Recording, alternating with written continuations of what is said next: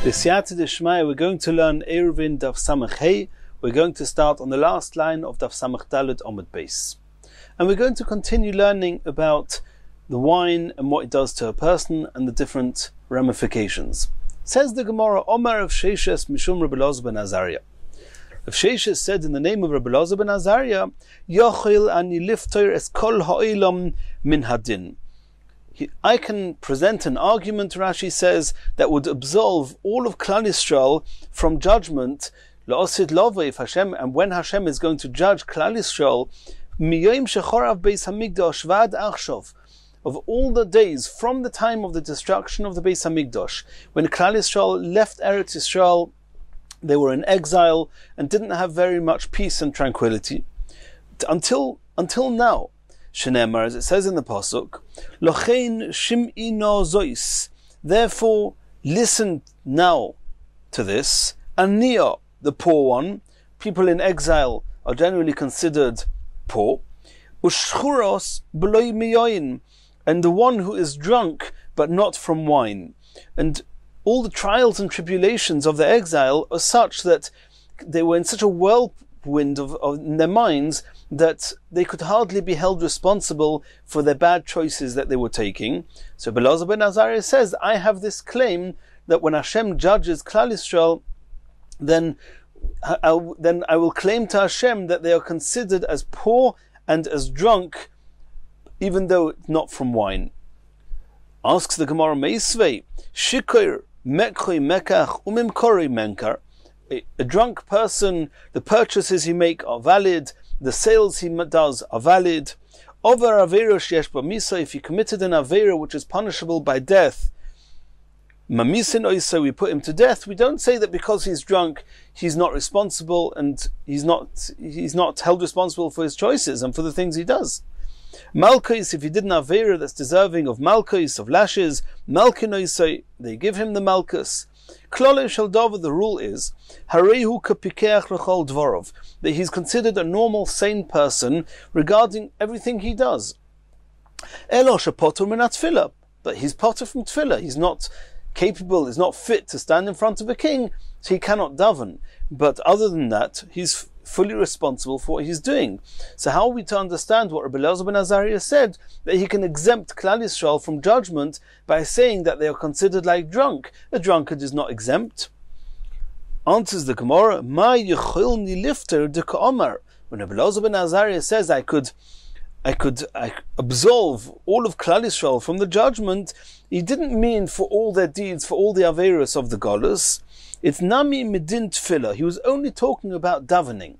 If we're going to be judged that we're not concentrating in davening the way we should, then he's going to say that we on some level, because of the trials and tribulations of the exile of Golus, we could not concentrate and focus as well as we should or could on our tefillah, and therefore we would be absolved and exempt from the judgment. Continues the Gemara, Omer of Chanina. The brisa that we learnt before that holds a person, even a drunk one, responsible for his actions and deeds is only if he's not drunk to the level of loit. Loit's intoxication was such that even though his daughters, they lived with him and they did things that were highly inappropriate with him, and he was so drunk that he was not even aware of what was going on around him. So somebody who gets that intoxicated, like Lot was, potur mikulam, he's exempt of all obligations and all responsibilities. Continues the Gemara, Omar of Chanina, Kol hamefik mogin, anyone who passes over tefillah. Mefik, the Gemara is soon going to explain, means to bypass. And the word mogain is referring to tefillah. The first bracha of the Shemoneh Esrei is mogain avrom. B'shas gava, if the reason that he bypasses davening is because he's somewhat intoxicated and feels it's inappropriate for him to stand in front of the king that way, then soigrin v'choismin tzoros ba'adoi, then from Shemayim they contain and seal any tzoros, any troubles, and they protect him from them. Shenemar, as it says in the pasuk, gava, which is, according to how the Gemara is learning it here, means an intoxicated one, afike moginim, one who bypasses tefillah, sogur choisam tsar, trouble is contained and sealed for him, and he gets protected from Shemaim. My mashma dahai apik lishnu da'avorehu. Where do you get this notion from? What's the source that the word apik means to bypass? Says the Gemara, there's a pasuk. The pasuk says, Achai bogdu kamoi nochal. My brethren have betrayed me like a stream. Ka'afik necholim ya'avoiru. Like the movement of streams they've passed by. So you see that the word afik, the afik necholim, is the movement of the streams. It's like the water of the stream passing from one place to the next. So too in this pasuk, talking about the intoxicated, the word mapik means to bypass, that somebody who bypasses tefillah and doesn't daven because he's intoxicated, he's going to be deserving of this heavenly protection. Rabbi Yochanan says it a bit differently. Kol she'enoi mapik itmar. It doesn't say that somebody who is mapik, which means anyone who bypasses davening because he's intoxicated, will be protected. It actually says anyone who is not mafik, and here mafik doesn't mean to bypass, it means almost the opposite, it means to express. Somebody who does not express his tefillah because he's intoxicated, he gets this heavenly protection. My mashma dahai mapik lishna degluyahu. Where do you see, what's a source that you see that the word apik means to reveal? There's another pasuk. Vayira'u afikei mayim. The channels of water became visible. V'yigolu moistei sevil. And the foundations of the earth became revealed. So here you have a pasuk that says that Vayira'u afikei mayim, the channels of water became visible. And then the pasuk straight away says, consequent to this, the afike mayim were v'yigolu, they became revealed. So you see from here that the word afike means to be revealed. So what the Gemara says is that anyone that refrains from revealing, from expressing tefillah because he's intoxicated, is going to get this heavenly protection. Asks the Gemara, Mechta, since Kroi mashma, bein lemar or bein lemar, there's a pasuk both ways. There's a pasuk that says like Rav Chanina, and there's a pasuk that says like Rav Yochanan. There's one pasuk that says that apik means to bypass, and there's another pasuk that seems to say that apik means to express. My beinayu. So what practical difference is there whether you say that the heavenly protection is going to be there for somebody who bypasses tefillah, or if he prevents himself from expressing tefillah? It comes to the same. Says the Gemara, Ike beinayu de Rav Sheshes. The difference between them is whether we agree with what Rav Sheshes said. The Rav Sheshes mosar shinsei l'shomi. When Rav Sheshes was somewhat intoxicated, he would tell his shamash, he would tell his attendant to wake him up after a short while. When the time of tefillah arrives, wake him up to daven. So Mar Isled Rav Sheshes, Rabbi Yochanan agrees with Rav Sheshes' ruling, because Rabbi Yochanan just says that anyone that doesn't express tefillah whilst he's intoxicated, once he slept a little bit, then it's okay.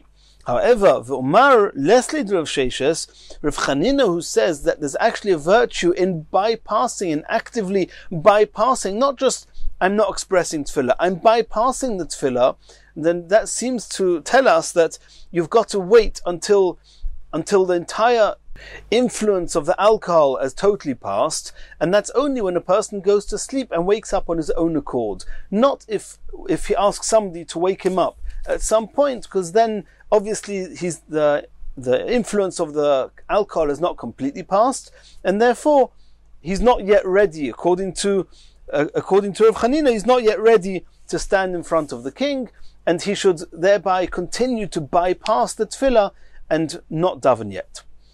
Continues the Gemara. Omer Rav Chia bar Ashi Omer Rav. Kol she'ein daito im yosheves olov. Anyone whose mind is not clear that he can focus and concentrate on the tefillah, al yispalil, he should not daven that way. Mishum shenemer, it says in the pasuk, batzar al yoire. which it's stated someplace, and we don't have such a pasuk. There's no pasuk that says this, and there's a discussion here in Tosfos. Rashi already says there's no such pasuk. Maybe it comes from a type of a statement in Ben Sira Sforim. Tosfos has other suggestions, but either way, it says someplace that batzar, when in trouble, al yoire, you should not give any legal decisions, you shouldn't rule any halachas, and similarly, one should not daven in such a situation. Rav Chanina, Rav Chanina, he was so influenced by his emotional state, that on a day that he became angry, he felt that he could not concentrate on his davening. He wouldn't daven. Omar, he said, Batzar al yoreksiv, the same quote, that when a person is batzar, he's in trouble, it prevents him from being able to focus, and therefore al yorei should not make any legal decisions, and nor should he daven in that state. And it goes without saying, the poskim say that these halachas applied back in the day when people used to be very careful to concentrate and have full concentration on their tefillah, but nowadays that our concentration is somewhat compromised anyway. We are not allowed to follow these rulings, and we have to daven in any situation. Continues the Gemara, Mar Ukva, b'yoymo deshusa, on a day that the southern wind was blowing, lo yav nofik lebeidina, he would not go and be a dayan on a court, because he would feel that a southern wind is somewhat unsettling, and therefore he wouldn't have a clear mind to give an accurate ruling. Omer of Nachman by Yitzchak, hilchasa, that when you're trying to render a legal decision, tzilus boya tzilusa, it requires the type of clarity b'yoyma de'istana, of a day that the northern wind is blowing. When the northern wind blows, then the temperature is fine and everything is very clear and bright, and that's the state that a person needs to be in to have a clear mind. Omar Abaya, even if my mother, and we've seen many times Abaya didn't know his mother died in childbirth, but it was his stepmother or the woman that was looking after him when he was growing up. Even if this mother would say to him, Koriv kutcha, can you just pass me some kutach, which is a type of dip, which means that she would just ask him a most basic request, it was enough. Loitanoi, he could not learn with the same concentration as he would otherwise. That request would disturb his concentration.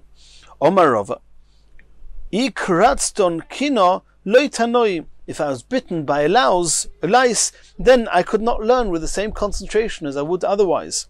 Marabedravina, Ovdole Ime, the mother of Marabedravina, would make for him shiva mone, 7 sets of clothing, 1 to be worn each day. L'shiva yoma, for 7 days, because if he would change his clothes every day, it would prevent the lice from being in his clothes, and even a single louse that bites a person could affect his concentration, and his mother wanted him to be able to have absolute concentration when he was learning. Continues the Gemara, Omer of Yehuda, Le'ibra lailo elo l'shinsa. Night was created in order to sleep. And this is particularly talking about the very short summer nights, that there's very little time for learning there. The bulk of the summer nights are there to sleep. Omer of Shimon ben Lakish. Reb Shimon ben Lakish said, even though the nights are there for sleeping, Lo'ibra sihara elo legirsa, but the light of the moon was created specially in order to be able to learn even during the night. Omer leila Reb Zera, mechadadon shmaitach, people would tell Reb Zera, your teachings are very sharp. Omar Luhu, Reb Zera would explain, the reason that my teachings are so sharp is the yimomeninu, because I study during the day. In the day it's bright, it's light, and the mind is clear, and therefore I could come out with such sharp Torah. Omar le brate Rav Chizda, the daughter of Rav Chizda said to Rav Chizda, Leiboya mar meinam purta, does the master, referring to Rav Chizda, not want to doze off a little bit? Omar le, so Rav Chizda answered to his daughter, Hashta, don't worry, soon, also yoyma de arichi, there's going to come days that are very long for the purpose of sleeping, meaning in the grave. A person can sleep in the grave for a long time, and those days in the grave will continue, they are very short. regarding learning Torah and doing mitzvahs, because there's no time in the grave, there's no opportunities in the grave to do Torah and mitzvahs. V'neinam tuva, and that's when I will sleep very much. But for now I want to utilize my time on this world to serve Hashem and not to sleep too much. Omer of Nachman bar Yitzchak, anan poyale de yoyma anon. Those of us who are learning Torah, we are compared to daytime workers. Which means that if the people who are learning Torah want to be clear in their teachings, should learn during the day. Rav Acha bar Yaakov Yosef upora.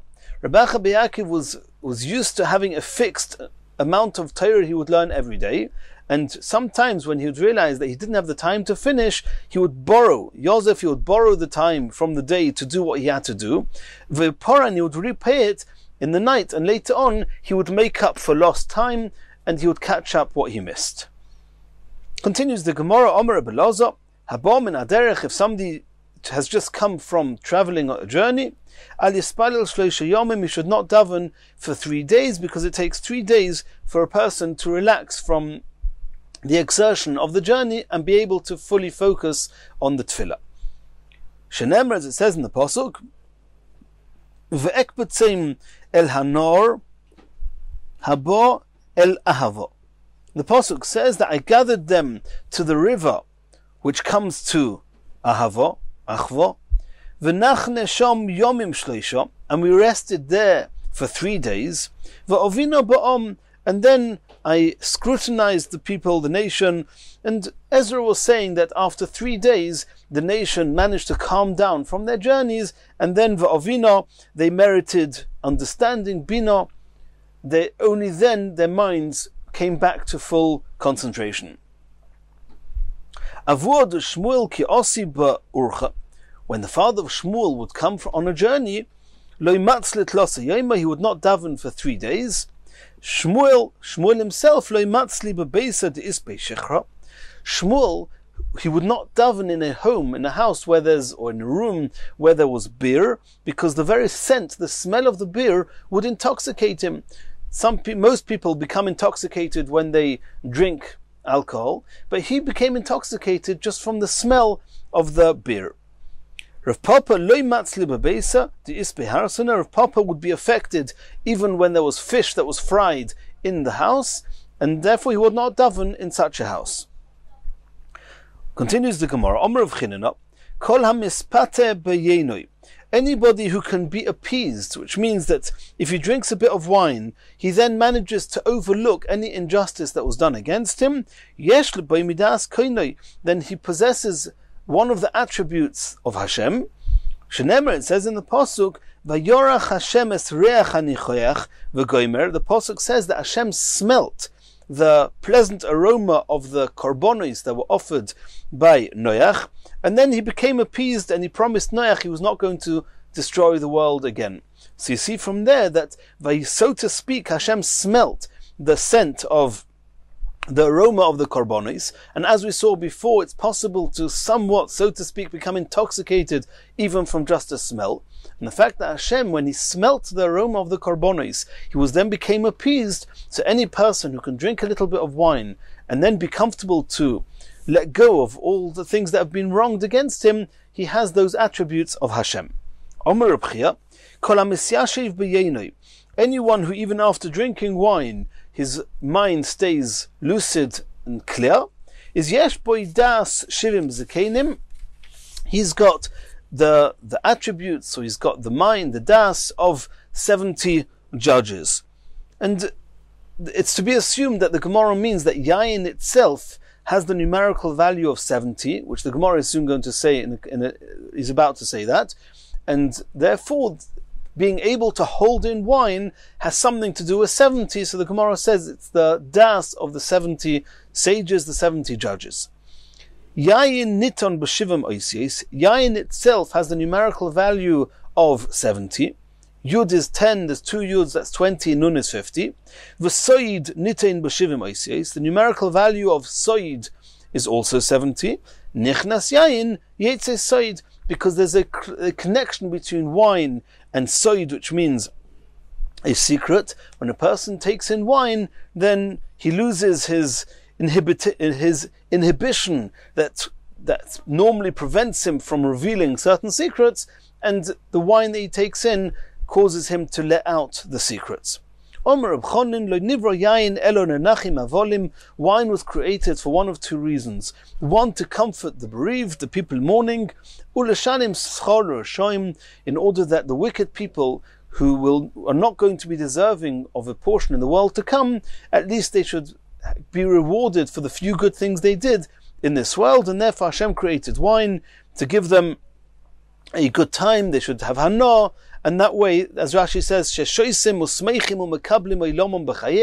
they drink, they're happy, and that's their reward. Continues the Gemara, Omer of Chonin bar Papa, Kol she'ein yayin nishbach b'seich beisei kamayim. And the Taz explains in Hilchas Shabbos Nerchaim Siman Reish Tzadik Vov, the Taz says that what this means is that anybody who, when wine spills in his house, he gets angry and annoyed because it's more expensive, and he's angry that the wine spilt, and he would not be angry if water spilt. So anybody that when wine spills, he has a different reaction to if water spills, then Eine Bechlal Bracha is not in the category of being blessed. Somebody who knows how to control his anger and not get angry even when wine spills, and he just sees it as if water is spilled, he's in the bracket of being blessed and having bracha. Shenemer, as it says in the pasuk, where do we find that one's supposed to view wine as if it's water, so to speak? Because it says in the pasuk, that it says that Hashem is going to bless your bread and your water. What does that mean? That we compare bread to water. Ma lechem shenikach bekesev maisa. Just as bread is called a significant food item, which one is allowed to buy with the money of maisa sheni that has to be used to buy food items in Yerushalayim, af mayim, so too shenikach bekesev maisa. The pasuk compares bread to water in the same way as you're allowed to buy bread with the money of Maisa Sheni, so too you're allowed to buy water with Maisa Sheni. But that can't be true, because we already saw in Daf Chavav Amud Beis that Hakol nikach bekesef Maisa chutz min hamayim v'melech. You cannot use the money of Maisa Sheni to buy water because it doesn't satisfy a person. So what does it mean? Umaynu, what type of water is compared to bread if it cannot be water itself? Yayin. It must be wine, v'kakori le'mayim, and the pasuk compares or calls wine by the term water in order to teach us that in nishbach beisei kamayim, if the wine when it's spilt in the house is considered like water, then ikka bracha, then there's going to be bracha, v'iloi loi. But if not, then he's not in that bracket of bracha. Omer biloi b'shleisha dvarim adam nikar, a person, his nature, his character, can be perceived in one of three ways.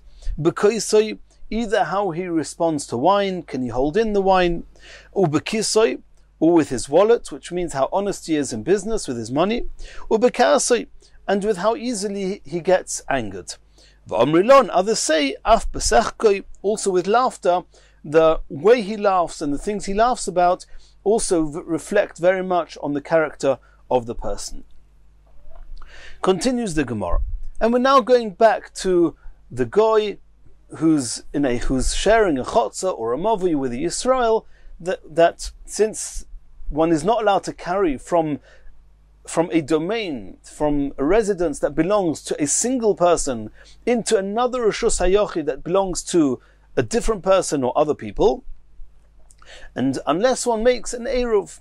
But if there's a goy there, then we saw in the Mishnah at the beginning of the Perek that according to Reb Meir, even if there's one goy living with one Yisrael, then the goy restricts the ability of the Yisrael to carry from his home to the Chotza.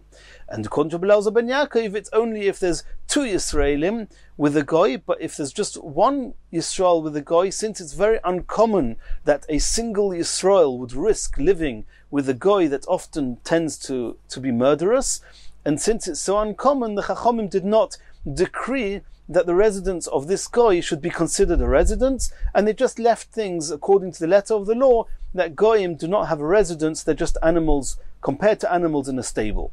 However, when you have two Yisraelim with a goy, that's more common. The Chachamim did not want Yisrael to be close to goyim and learn from their bad behaviors. Therefore, they made it complicated to be with a goy, and they said that if you need to make an eruv, the goy disturbs the eruv. The only way that you can carry is if you can rent from the goy a portion in his chotzer, something that the goy will be reluctant to do, as we discussed previously, and therefore the Yisrael will be uncomfortable with the goy, they'll move away and not be influenced by the goy. That's what we saw till now in the previous sugyas. Says the Gemara, Omer of Yud Amarav, Yisrael v'nochri b'pnimius v'Yisrael b'chitzayna. What happens if you have two courtyards, one inside the other, which means the inner courtyard does not have an exit to the street. The only way that the people in the inner courtyard can get out is by walking through the outer courtyard. So if you had in the inner courtyard, in the inner chotzer, you had two people living there, one Yisrael and one goy. And in the outer courtyard, you had just one person, a Yisrael b'chitzayna. Bo ma'aseh lifnei Rebbe. So the question came to Rebbe, what's the situation here? And we're especially keeping it a little bit vague, since the Gemara is going to soon discuss this. But this incident was brought to Rebbe, and said, we have three people here, two Yisraelim, one goy, a goy and a Yisrael in the inside chotzer, their own chotzer, and a Yisrael in the outside chotzer. And Rebbe said osar. Rebbe said it is osar. That means there's somebody who can't carry from their homes to the chotzer.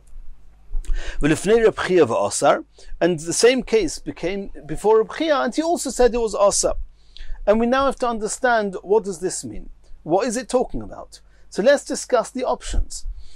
Let's just take the inner chotzer, inner and of itself. In that chotzer, you have one Yisrael and one goy living there.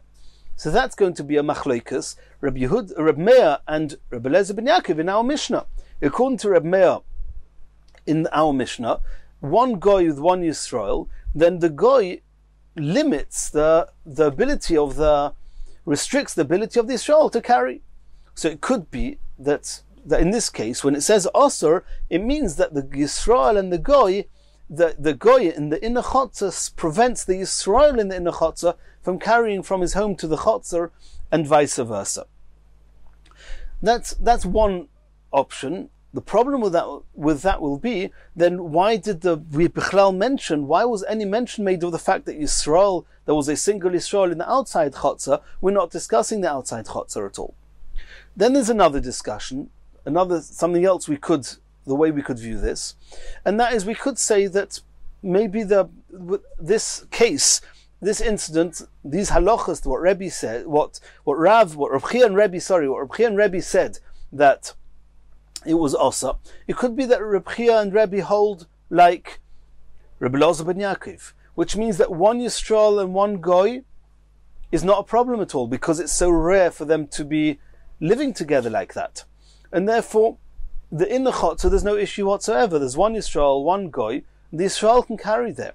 So when Rebbe and Reb Chia said osar, it could be that what it meant was that they are making an issa on the outer chotzer. Since they can only get out by walking through the outer chotzer, it's as if the outer chotzer has three different people there taking part in it. There's the Yisrael who lives in the outer chotzer, in a home adjacent to the outer chotzer, and you have the Yisrael and the goy from the inner chotzer that's also walking through. So we have a case of two Yisraelim and one goy using that chotzer. And here we already have an issue. But we'll remember, we've already seen previously, there's a discussion, what happens when there's a Yisrael who is allowed to carry from his home to his inner chotzer?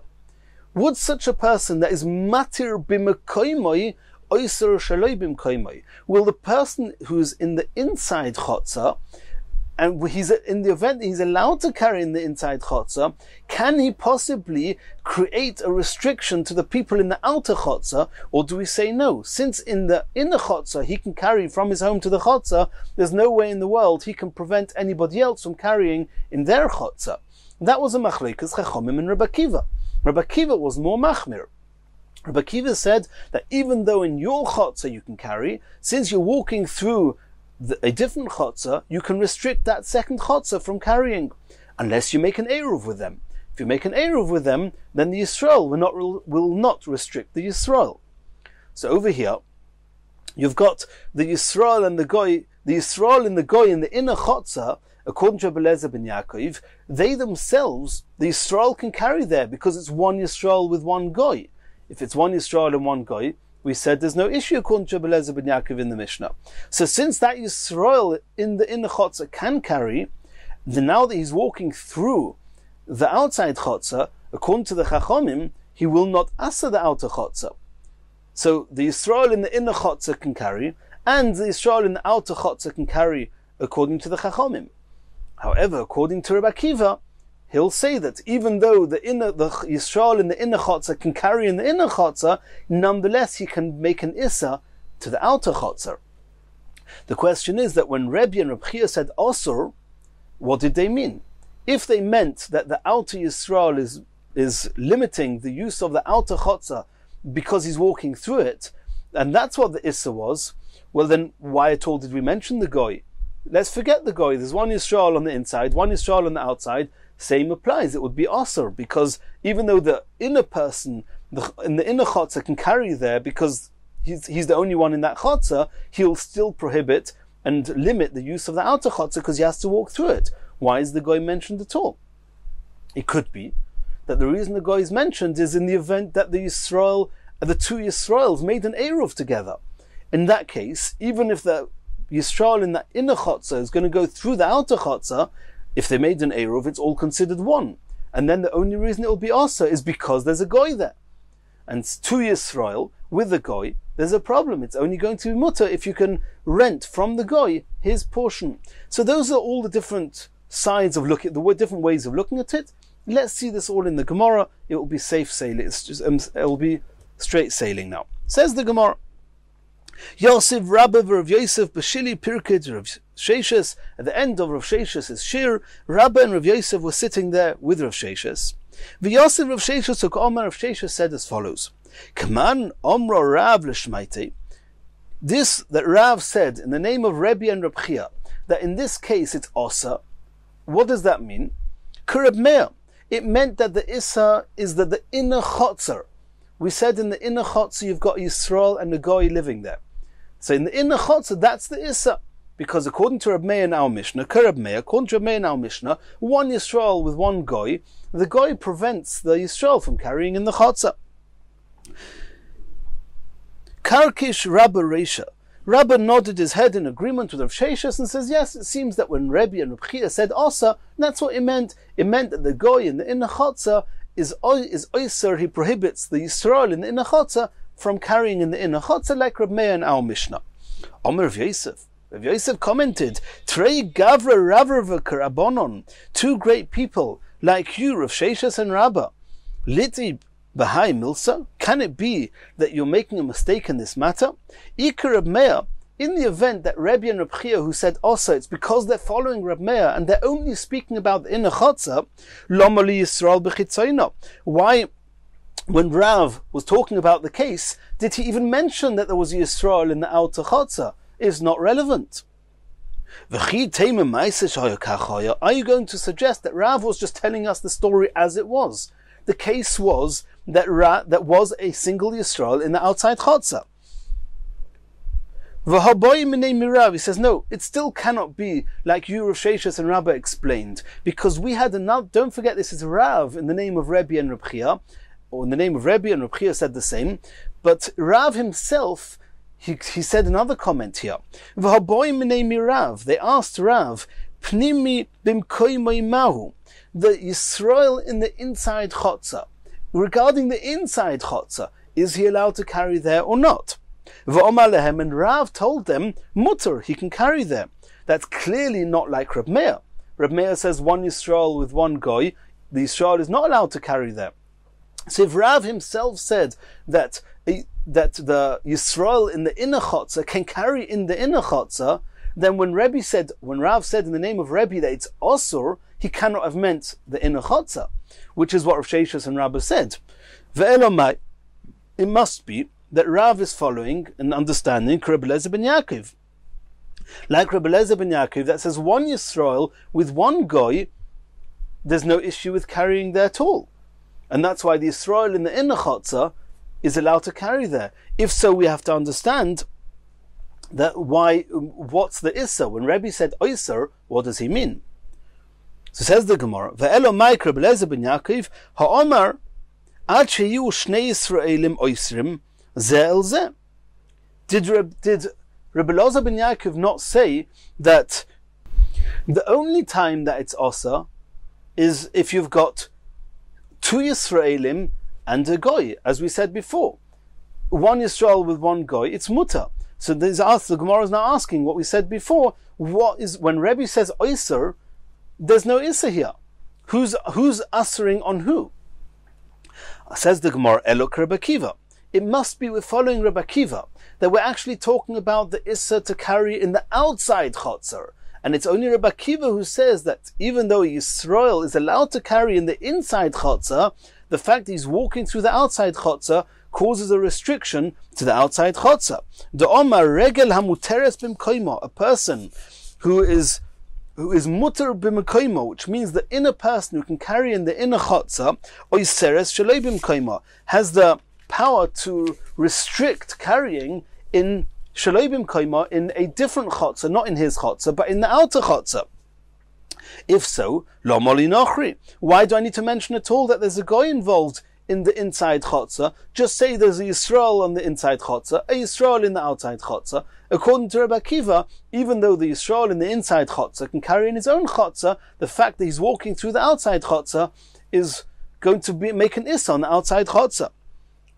Afilu Yisrael nami. Even if there's just the Yisrael in the inside chotzer, the halacha would be the same. It would be osur. We're following Rebbe Akiva. Omar Rav Huna B'Reid Rav Yeshua, so Rav Huna B'Reid Rav Yeshua explained as follows. La'olam Rabbi Eliezer ben Yaakov. The truth is, as we said before, that this case, this Rebbe, Rav, is following Rabbi Eliezer ben Yaakov. Rabbi Eliezer ben Yaakov says that one Yisrael with one goy, there's no issue. And therefore in the inner chotzer, as Rav himself said before, in the inner chotzer the Yisrael can carry. Uka Rebbe Akiva, and we're following Rebbe Akiva who says that the Yisrael in the inner chotzer, even though he can carry there, when he walks through the outside chotzer, he restricts the carrying in the outside chotzer. You're going to ask me, why do I need to mention the goy? I'll tell you why. Because we're talking about Kagoin She'irvu. The two Yisraelim, they made an Eruv together, so that Yisrael in the inner chotzer would not limit and restrict carrying in the outer chotzer, because they made an Eruv. But now, once they've made an Eruv, it's two Yisraelim with one goy. Two Yisraelim and one goy. Also, here we have a problem. The goy restricts the carrying of the chotzer of the two Yisraelim. The time of the ikanochri, the osir. The only reason it's osir is because there's a goy there. Avalekanochri lo osir. But if there would be no goy there, because the two Yisraelim made an Eruv together, there would be no restriction whatsoever. Continues the Gemara. Boy minei Rebbe Eliezer mi Rav. Rebbe Eliezer now asked Rav an interesting question. Yisrael v'nochri b'chitzayno v'Yisrael b'pnimis mahu. What happens if you have an opposite case, where you have just a single Yisrael in the inside chotzer, and a Yisrael with a goy in the outside chotzer? And now the Gemara is referring back to something we said before. We said before that the issue of a goy is only when it's common for Yisrael to be in that companionship, to be living with a goy. Then if it's common for Yisrael to live that way with a goy, the Chachomim did not want Klal Yisrael to be near the goyim, so they said, we're making the residence of the goy restrict your ability to carry in your chotzer, in your mavui. However, in the event that the companionship between the goy and the Yisrael, for example, according to Rebbe Eliezer ben Yaakov, if you have just one Yisrael with one goy, which is very uncommon because goyim, they're prone to murder, and if it's a very uncommon case, then the Chachomim said, you don't need to worry, no normal Yisrael is going to live with a goy like that, and therefore we can just keep the goy with his status of being compared to an animal in a stable, and he has no residence whatsoever, and cannot restrict, and will not restrict a Yisrael from carrying in a chotzer. So now the Gemara is asking, Hassam, in the case we mentioned before, where in the inner chotzer there was a Yisrael and a goy, and in the outside chotzer there was a Yisrael. It could be mishum de shchiach de doyer. It could be, in that case, the reason that the goy makes it osir for the outside chotzer, for anyone to carry in the outside chotzer, is because it's normal for people to live like that. Even though there's a Yisrael and a goy inside, and the Yisrael on the outside chotzer, it's still okay.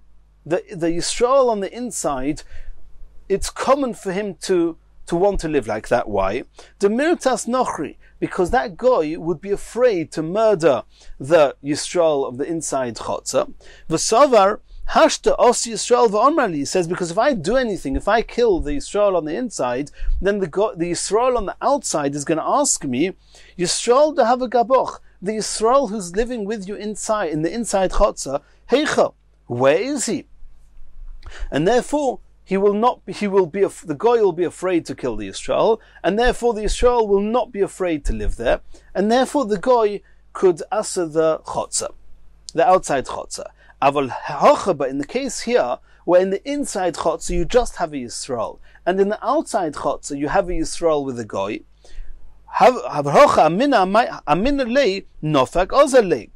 the Yisrael living with the goy in the outside chotzer, I would have thought that in that case, the goy would not be afraid to kill the Yisrael, because if the Yisrael from the inside chotzer asks the goy, where's the Yisrael from the outer chotzer, he'll just say, Nofak ozele, he left. In the opposite case, since the Yisrael and the goy are living in the inside chotzer, the Yisrael couldn't leave without the Yisrael in the outside chotzer noticing. But in this second case, where in the outside chotzer you have Yisrael and the goy, the other Yisrael is on the inside chotzer, the goy could easily do away with the Yisrael in the outside chotzer, and if he's asked and questioned by the Yisrael in the inside chotzer, he'll just say, yeah, he left. And therefore, in this outside chotzer, it would be not common for a Yisrael to live with the goy, in which case the goy will not restrict the outside chotzer from being able to carry there. And then, even though you have two Yisraelim and a goy going through this outside chotzer, since it's not common for goy to live that way with the Yisrael, and Yisrael to live with the goy like that, maybe there's no issue, there's no issa. That's one side of the question. Oy Dilma, the other side of the question is, Hochanami mirtas, even in this case, the goy will be afraid to kill the Yisrael. Desova hashta os Yisrael v'chozeli. Maybe, whilst I'm harming the Yisrael from the inner chotzer is going to be coming through, and he's going to catch me.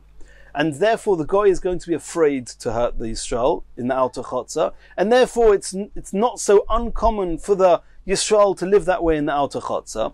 If it's not uncommon, then the goy in the outer chotzer would restrict the Yisrael in that chotzer from carrying them. So that was the question that Rabbi Eliezer asked Rav. Omar le, so Rav answered him, Ten lechochem v'yechkam oid. Give knowledge to a wise person, and he'll get even wiser. And Rashi explains that what this means is we should understand that in the same way as in the first case, where you have a Yisrael and a goy in an inner chotzer, and a Yisrael in the outer chotzer, we say that the goy makes an issa on the outer chotzer.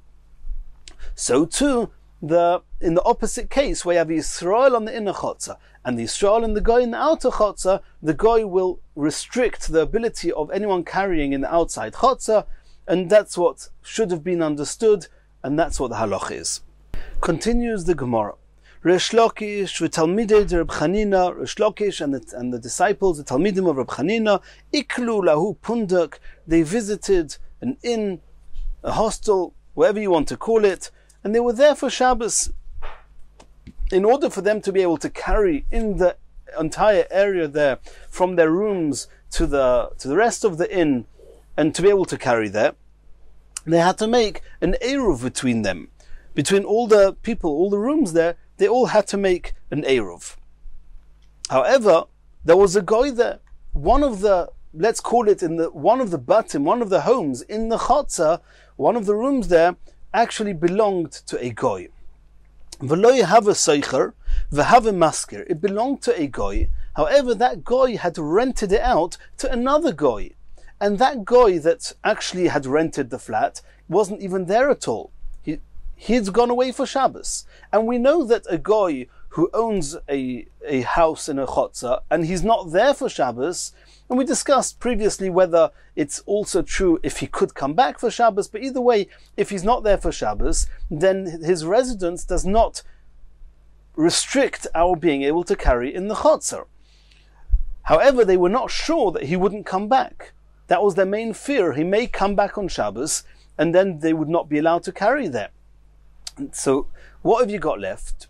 You don't have the seicher, who the house belongs to him now, but the person who's the true owner of it, the maskir, he's the landlord himself, who was also goy, he was there. The question is that this property does not belong to that landlord now because he had rented it to this seicher, to this tenant, and the tenant is not there now. What do we do if there's a goy in a chotzer and you want to be able to carry there? You have to rent from him part of his share or part of his share in the chotzer. The question is, can you rent from the landlord a part in the chotzer even though he's rented it entirely to the tenants? Has he left himself the rights to rent out any part of the chotzer or not? So that was the question now. Omru, they said, Ma'u lemegar minei, can we lease the rights of the house or their part in the chotzer from the landlord even though he's rented it out to the tenants and the tenants are not there? In the event that the landlord is not able to evict the tenant at all, that means he's got no rights on an absolute way to this property, he cannot send away the tenant until the lease is over, then it's not a question that you cannot lease or rent from the landlord any part of the property. It's not his at this point in time. When are we asking? When the landlord could evict the tenant at any time from the property. So you see that even whilst the property is being leased to the tenants, he still has some control over it by virtue of the fact that he could terminate the lease at any time. In such a case, given the motzi masalik agrino, since the landlord could evict the tenant, and therefore agrino, we will be able to lease from him some part in that property, and once we rent from him part of the property, he'll no longer restrict us from carrying. Or do we say no? It's true that he has the permission to terminate the lease, but he hasn't done so yet. And at this point, all the while that he has not terminated the lease, the tenant is the one who has ownership of the property, not the landlord, and therefore hiring from the landlord will not serve us in any way. And if the tenant comes back on Shabbos, we will not be able to carry there. That was the question. So Shlokish said, Nisker, in the time being, let's for the time being take the lenient line, and we know that in the halachas of Eirovin we always take the lenient line because it's a drabonon. So let's, for the time being, lease from the landlord. When we reach our teachers, Shebedorim in the south, then Nishalem will ask them for a definitive ruling. Were we right? Were we wrong? Also, Shailu Rav Office, when they came to Rav Office, they asked him, did we do correct by hiring from the landlord, even though the property belonged to the tenant at that point? Omar lehen, Rav Office told Shlokish, Yofe asisem shesachartem, what you did was correct, that you rented the rights from the landlord, and even had the tenant come back, then the landlord had permission, since he had the control to terminate the lease at any time, he was able to rent to you part in the property, and therefore you were allowed to carry there on Shabbos. In Mirz Hashem, in the next shir, we're going to continue from here.